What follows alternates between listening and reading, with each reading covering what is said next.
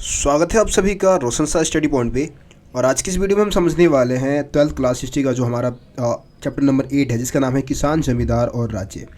देखिए यार, मैं आप लोगों से माफ़ी चाहूँगा कि आप लोगों के लिए मैं एनिमेशन वीडियो नहीं बना पा रहा हूँ। ठीक है, मैंने आप लोगों को प्रॉमिस किया था कि जो आखिरी पार्ट है वो एनिमेशन के थ्रू ही बनाऊँगा, लेकिन यार देखिए आपका एग्ज़ाम भी नज़दीक है और भी मेरे को इंपॉर्टेंट क्वेश्चन की वीडियो भी आप लोगों के लिए डालनी है। इसके अलावा और दूसरे सब्जेक्ट की वीडियो भी मेरे को अपलोड करनी है, तो इस कारणवश मैंने पीडीएफ के थ्रू ही आपको समझाने की कोशिश की है। एनसीईआरटी की पीडीएफ के थ्रू हम आखिरी पार्ट को समझने वाले हैं। ज़्यादा टॉपिक नहीं, 3 टॉपिक बाकी रह गए हैं।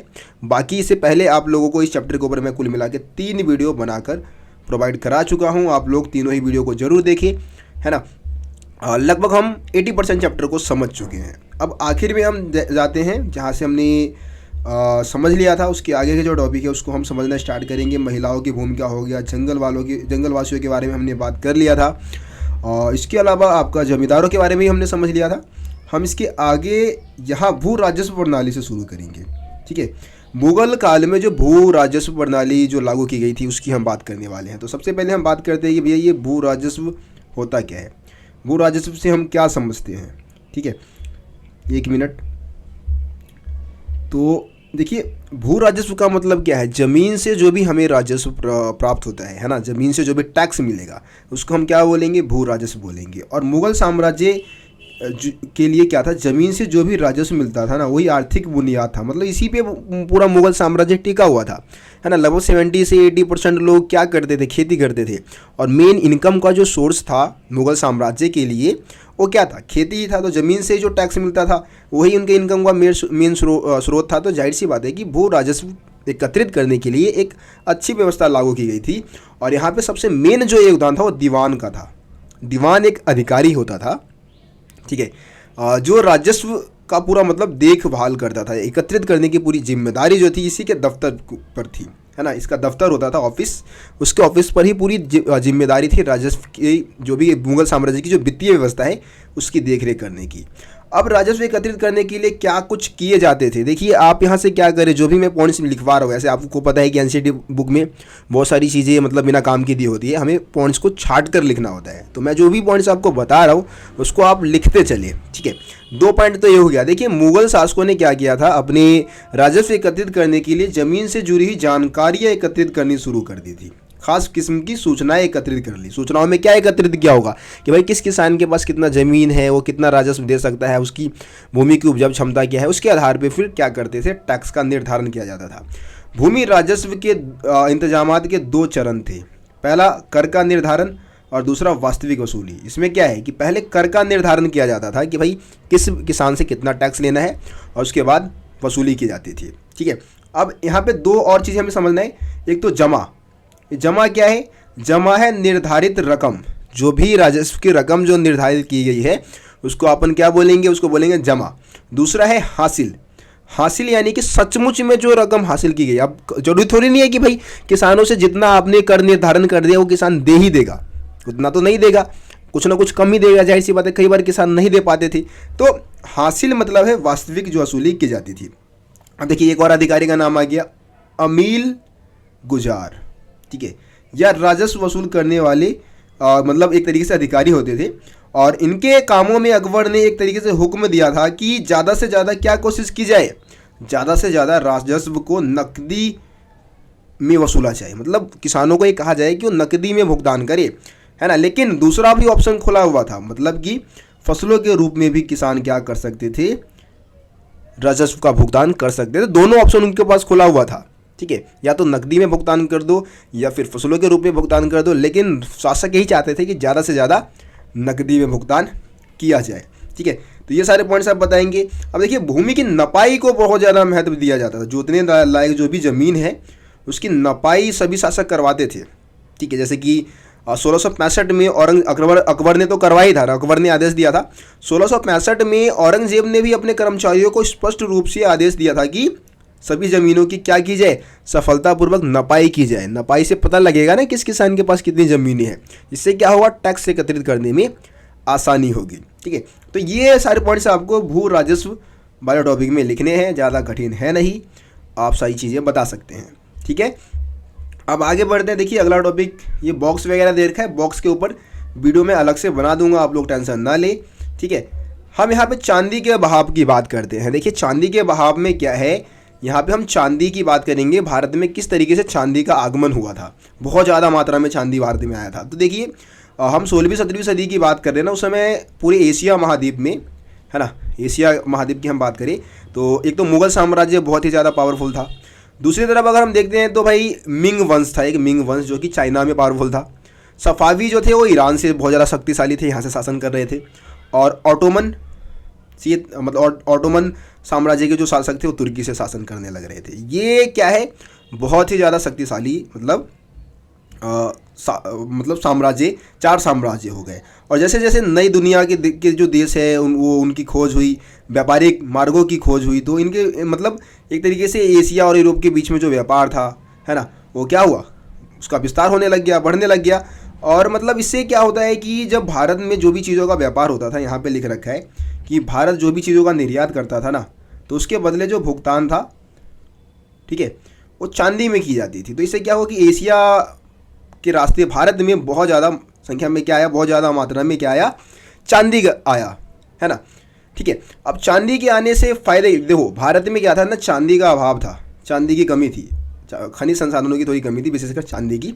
और इस कारण क्या था कि जो धातु के सिक्के थे वो नहीं ढाले जा सकते थे। उस समय हमारे को मतलब भारत को चांदी के सिक्के ढालने की ज़रूरत थी। लेकिन अब क्या था कि जब 16वीं-17वीं सदी में जब चांदी का बहाव हुआ, चांदी भारत में आया, तो इससे क्या था कि चांदी के सिक्के ज़्यादा से ज़्यादा ढाले जा सकते थे, है ना। इससे फ़ायदे क्या हुए, अर्थव्यवस्था में मुद्रा का संचार बढ़ गया, है ना, सिक्कों की ढलाई बहुत ज़्यादा संख्या में की जाने लग गई, है ना। और दूसरी तरफ इसका एक और फ़ायदा ये हुआ कि भाई कर की उगाही की जा सकती थी नकदी के रूप में, है ना। अब किसानों के पास बहाना नहीं रहेगा कि भाई हम फसलों के रूप में टैक्स को पे करेंगे, कोई ऐसा बहाना नहीं बचा है, क्योंकि अब तो भाई सिक्के हैं, आप नकदी रूप में क्या करोगे, टैक्स पे करोगे। तो इससे भी मुग़ल शासकों को फ़ायदा हुआ चांदी के आने से।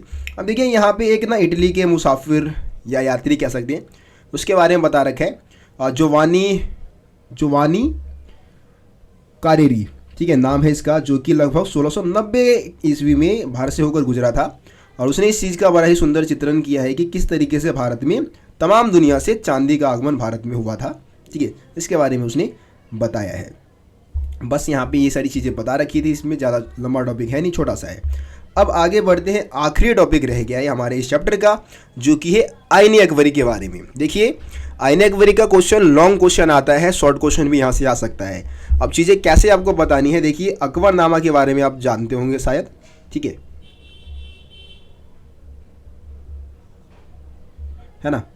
तो अकबरनामा जो है ना, अकबरनामा के टोटल 3 जिल्द थे, 3 भाग थे। उसमें से जो तीसरा भाग था ना अकबरनामा का, वो आईने अकबरी था। और आईने अकबरी पूरी तरीके से मुग़ल साम्राज्य की जो ग्रामीण व्यवस्था है, मुग़ल ग्रामीण समाज का वर्णन आईने अकबरी में किया गया है। तो आईने अकबरी का अगर लेखक पूछे भाई आईने अकबरी का लेखक कौन है या फिर अकबरनामा का लेखक कौन है, तो अबुल फजल, है ना। अबुल फजल ने क्या किया था, इसको लिखना शुरू किया था। और जो अकबर का शासनकाल का जो 42वां वर्ष है, यानी कि 1598 में क्या हुआ, 5 बार संशोधन करने के बाद 5 बार इसमें बदलाव किया गया। और इस बार मतलब 1598 में इस डेट को मतलब इस सन में क्या हुआ, इसको लिखकर पूरा कर लिया गया था, ठीक है। तो अकबर ने आदेश दिया था अकबरनामा लिखने के लिए, 3 जिल्द थे, उसमें से तीसरा जो जिल्द था वो आईने अकबरी था। अब भाई आईने अकबरी क्या जानकारी देता है, यहाँ पे बता रखा है, आईने अकबरी की विशेषताएं बता रखी है। देखिए आईने अकबरी से हमें मुग़ल दरबार के बारे में, मुग़ल प्रशासन व्यवस्था के बारे में, ठीक है, दरबार में आप समझते हैं, दरबार में मतलब दरबार जहाँ पे मुग़ल शासक वगैरह बैठते थे, किस तरीके से अपनी शासन व्यवस्था को चलाया करते थे, कोई क्या चर्चाएं होती थी दरबार में, है ना। प्रशासन व्यवस्था किस तरीके से था उनका, क्या प्रशासन व्यवस्था थी, सेना का संगठन कैसे किया गया था, ठीक है, राजस्व के स्रोत क्या थे, अकबर के साम्राज्य के प्रांतों के बारे में, वहाँ के भूगोल के बारे में, वहाँ के लोगों के साहित्य के बारे में, संस्कृति, ठीक है, धार्मिक रीति रिवाज, इन सभी चीज़ों के बारे में जानकारी हमें किससे मिल जाती है, आईने अकबरी से मिल जाती है भाई। अब देखो आगे क्या बताएंगे कि आईने अकबरी में क्या है ना कि सभी जानकारियों को सिलसिलेवार तरीके से संकलित किया गया है, मतलब क्रम वाइज बिल्कुल सुंदर तरीके से, बहुत ही सुंदर बेहतरीन तरीके से इसमें मुग़ल ग्रामीण समाज का वर्णन किया गया है। देखिए इसके ना टोटल 5 भाग है, यहाँ पे आपको समझना होगा, पाँच भाग में से 3 भाग के नाम आप याद जरूर करके जाए, यहाँ से क्वेश्चन आ सकता है। आईन अकबरी के टोटल 5 भाग है, 5 दफ्तर जिसको हम बोल सकते हैं, ठीक है। अब जो 3 भाग है वो हमें उसके एक तरीके से मुगल साम्राज्य के प्रशासन व्यवस्था का वर्णन करता है, ठीक है। जिसमें पहला है मंजिल आबादी। जो पहला भाग है, पहला जो दफ्तर है उसका नाम क्या है, मंजिल आबादी। मंजिल आबादी से हमें वहाँ के शाही परिवार के बारे में, मतलब मुगल शासकों का जो परिवार है, शासक का जो परिवार है उसके बारे में, उसके रख रखाव के बारे में पूरी जानकारी अपने को मिलती है, ठीक है। उसके बाद है दूसरा जो भाग है वो है सिपाह आबादी, ठीक है। दूसरा भाग मैंने क्या बोला, पहला तो हो गया हमारा मंजिल आबादी, दूसरा रहेगा हमारा सिपाह आबादी। अब देखिए सिपाह आबादी में सिपाह यानी कि सैनिक, सिपाही, सैनिकों के बारे में, जो नागरिक प्रशासन है ना, नौकर चाकर है उनके बारे में, नौकरों की व्यवस्था के बारे में, प्रशासनिक अधिकारी जो होते हैं उनके बारे में, सैनिकों के बारे में। इससे हमें किससे पता लगता है, हमें पता लगता है सिपाह आबादी से, ठीक है। उसके बाद है तीसरा जो है वो है मुल्क आबादी। तीसरा भाग कौन सा है आईन अकबरी का, मुल्क आबादी। इससे हमें मुगल साम्राज्य के प्रांत के बारे में, वहाँ की वित्तीय व्यवस्था के बारे में, राजस्व के जो आंकड़े हैं वो भी इसमें बहुत ही अच्छे से दिए गए हैं, ठीक है। मतलब पूरी तरीके से वित्तीय व्यवस्था का वर्णन इसमें किया गया है, ठीक है। तो ये हो गया आपका तीसरा जिल्द। अब देखिए आखिरी का जो चौथा और पांचवा जिल्द है ना, तो आखिरी का जो मतलब चौथा और पांचवा जिल्द है उसे हमें अकबर के जो मतलब भारत के जो है साहित्य के बारे में, संस्कृति के बारे में, रीति रिवाज के बारे में जानकारी मिल जाती है। और इसके आखिरी में अकबर के शुभ विचार का भी वर्णन किया गया है, ठीक है। तो ये सारे पॉइंट आप किसके बारे में बताएंगे, आईन अकबरी के जो 5 भाग है उसके बारे में। देखो पहला भाग का नाम क्या था, मंजिल आबादी। दूसरा आपका सिपाह आबादी, तीसरा मुल्क आबादी, और चौथा और पांचवा जो है वो रीति रिवाज, साहित्य, संस्कृति, इन सब चीज़ों का वर्णन करता है, चौथा और पांचवा भाग, ठीक है। तो इस तरीके से आप आईन अकबरी की विशेषताओं में ये सारे पॉइंट लिख सकते हैं।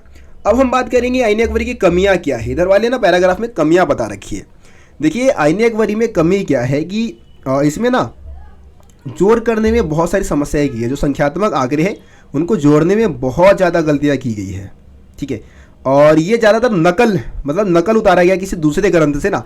तो जो अबुल फजल के जो सहयोगी थे उन्होंने क्या की, बहुत सारी गलतियां कर दी नकल उतारते समय, ठीक है। इसके अलावा जो भी संख्यात्मक आंकड़े हैं उसमें विषमताएं बहुत ज़्यादा मात्रा में है, ठीक है।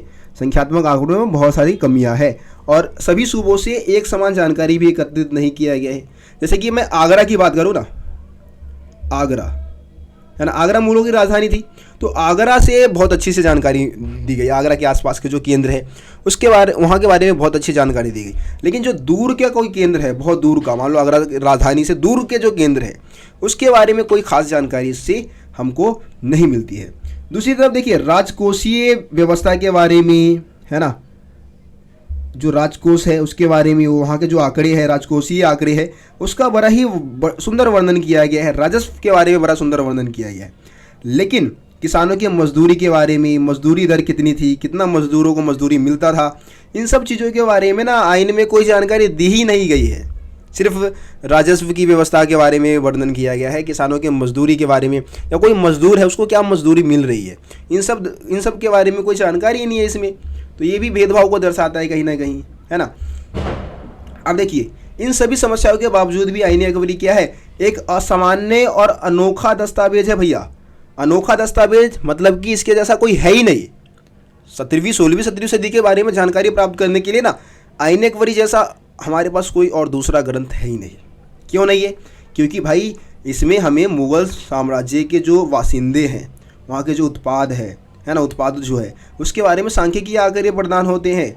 और अबुल फजल जो था वो एक ऐसा लेखक था जिसने जंग का वर्णन नहीं किया इसमें, क्योंकि अबुल फजल से पहले के बहुत सारे इतिहासकार जो थे वो ज़्यादातर जंग, युद्ध, है ना, जो भी सियासी साजिश वगैरह जो होते थे, मारकाट होते थे, उसका वर्णन किया करते थे। लेकिन अबुल फजल ने क्या किया, अबुल फजल ने मुगल साम्राज्य के ग्रामीण समाज के बारे में जानकारी दी, ठीक है, वहाँ के आम लोगों के बारे में हमें जानकारी दिया। तो इस कारण उसने एक स्थानीय जो भी पुरानी जो परंपरा थी उसको बदल दिया पूरी तरीके से, और आम लोगों के बारे में जानकारी प्राप्त करने का एक महत्वपूर्ण केंद्र बिंदु के रूप में आईन अकबरी उभर के सामने आया। इसके जैसा दूसरा कोई ग्रंथ है ही नहीं जो कि हमें ग्रामीण समाज का वर्णन इतने सुंदर तरीके से दे, ठीक है। तो इस तरीके से आईन अकबरी एक अनोखा दस्तावेज माना जाता है। ये पॉइंट्स आप यहाँ पे बता सकते हैं। तो इस तरीके से आपका ये जो चैप्टर है वो ख़त्म होता है। ठीक है, मैं उम्मीद करता हूँ आप लोगों को समझ में आ गया होगा। बाकी इसके ऊपर इंपॉर्टेंट क्वेश्चन की वीडियो बहुत ही जल्दी अपलोड कर दूंगा, तो उसको भी देख लेना आप लोग।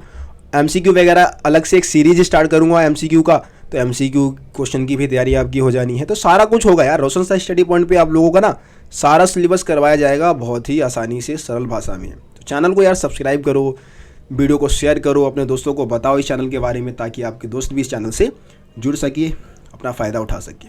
ठीक है, मिलते हैं फिर आप लोगों से अगली वीडियो में। तब तक के लिए जय हिंद, जय भारत, अपना ख्याल रखें।